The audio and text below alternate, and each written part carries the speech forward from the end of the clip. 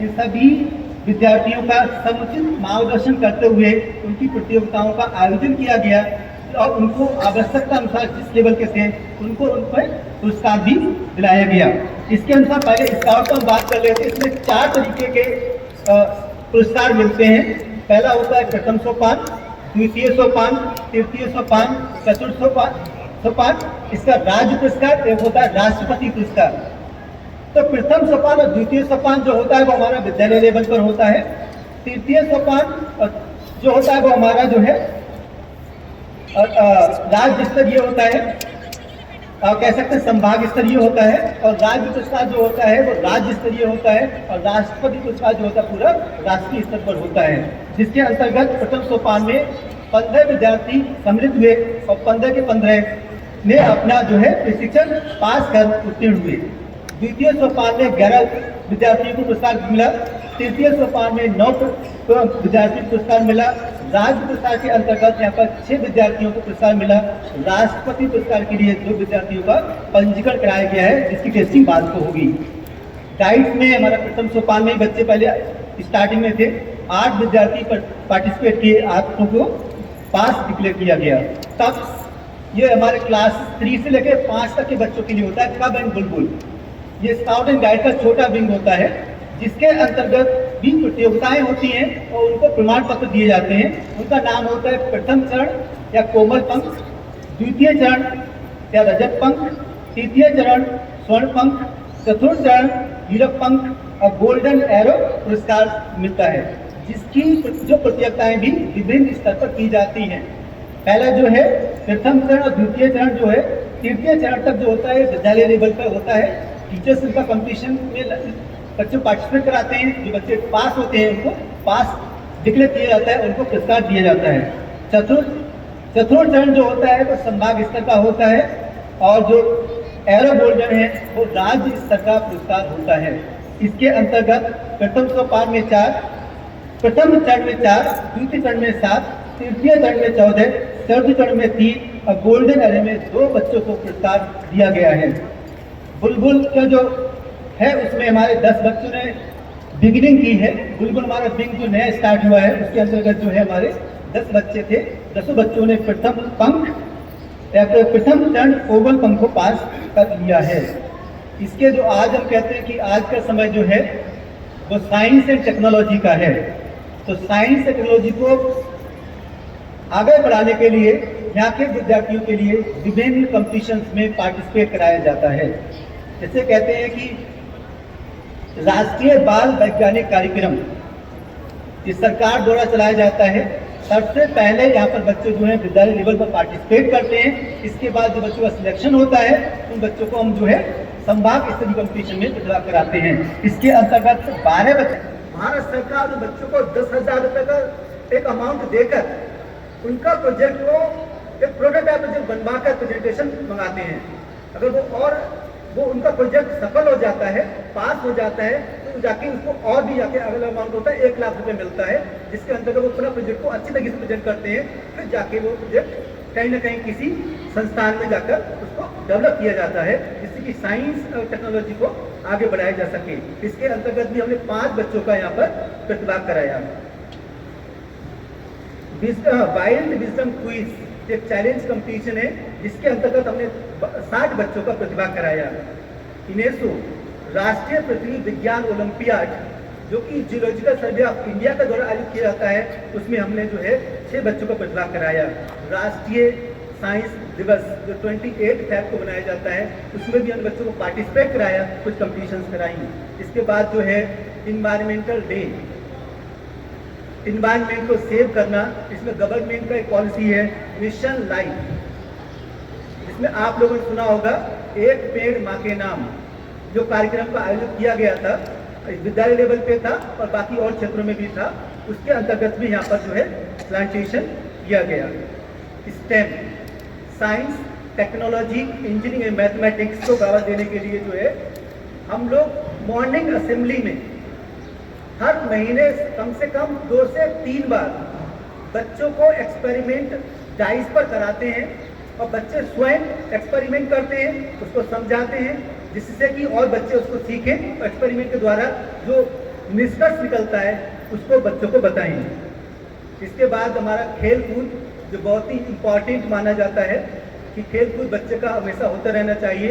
इसके अंतर्गत विद्यालय लेवल पे तो कॉम्पिटिशन हम कराते ही हैं, इसके साथ हम केंद्रीय विद्यालय संगठन में संभाग स्तरीय प्रतियोगिताएं होती हैं, देन नेशनल लेवल की कॉम्पिटिशन्स होती हैं।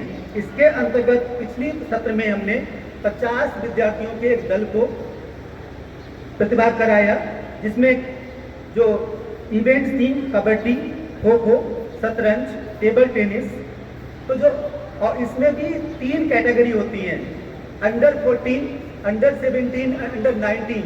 अंडर 14 का मतलब वो बच्चे जिनकी आयु 14 साल से कम होती है, वो बच्चे जिनकी आयु 17 साल से कम होती है, और वो बच्चे जिनकी आयु 19 साल से कम होती है। वो ग्रुप बना के बच्चों को पार्टिसिपेट कराया जाता है, जिसके अंतर्गत कबड्डी टीम, जो हमारी 2 टीम थी, अंडर 17 और अंडर 14, दोनों टीम ने राज्य संभाग स्तरीय कॉम्पिटिशन में 3य स्थान प्राप्त किया।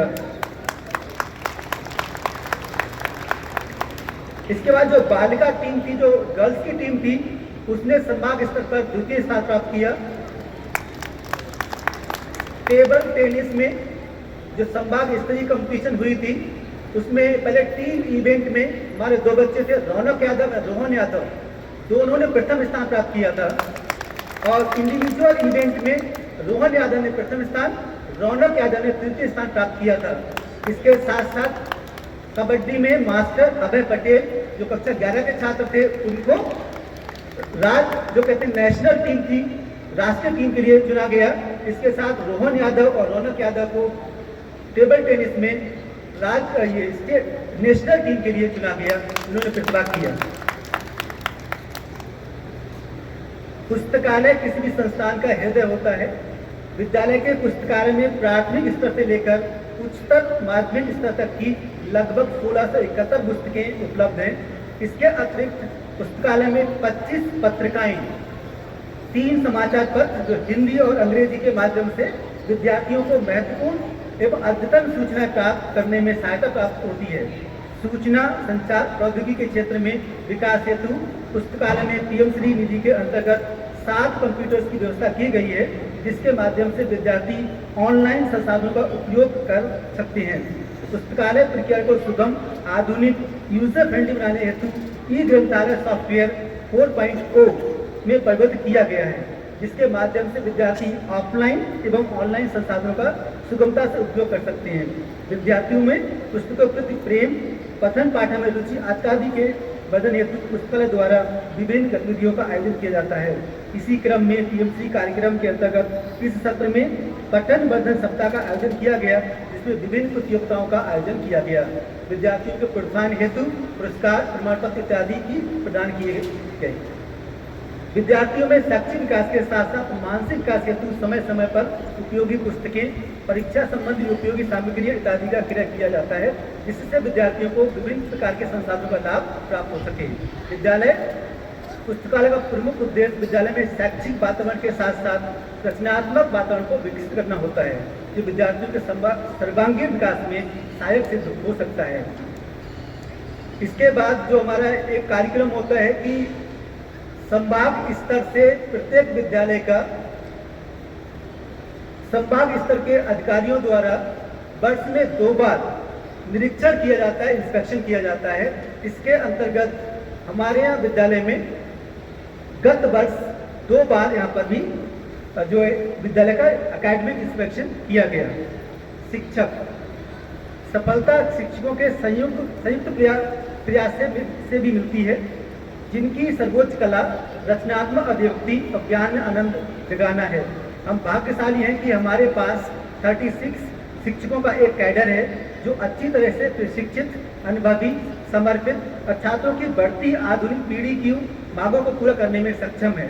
विभिन्न मुख्य विषय शिक्षकों के अलावा हमारे पास शारीरिक शिक्षा, संगीत, कार्य अनुभव, कला और शिल्प, योग विशेष शिक्षक के लिए सह पाठ्यचर्या गतिविधि शिक्षकों की एक उत्साही टीम है। ये हमारे होना बच्चों की जन्मजात प्रतिभा और कौशल की खोज और पोषण में मदद करता है। शिक्षक भी सीखने वाले होते हैं।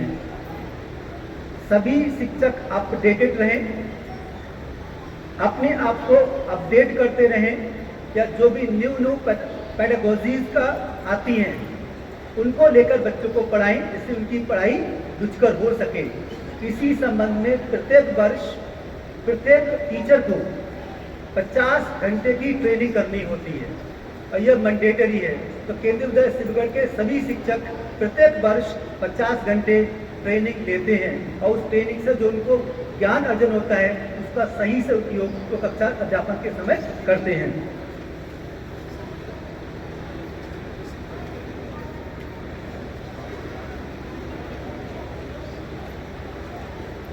अब इस रिपोर्ट को पूर्ण करते हुए मैं सर्वशक्तिमान ईश्वर के सम्मुख अपना शीश नवाता हूं कि इस विद्यालय पर वो हमेशा ही अपनी कृपा बनाए रखें।